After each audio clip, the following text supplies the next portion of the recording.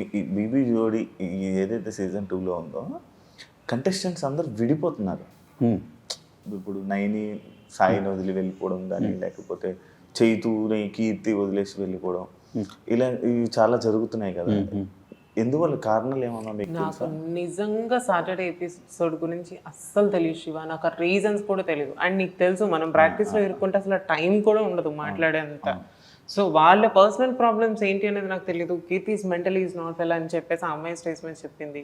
శ్రీజ వచ్చింది, they are doing good I think so. And after that వాళ్ళు ఇంకా చైతుకి ఏంటి అంటే టైం దొరకట్లేదు, బికాస్ తనకి వేరే వర్క్స్ కూడా ఉన్నాయి కాబట్టి టైం దొరక్క తను వర్కౌట్ అయ్యాడు. అంతేనా? నాకు తెలిసినంత వరకు అయితే అంతే, బట్ వేరే రీజన్స్ అయితే నాకు తెలియదు.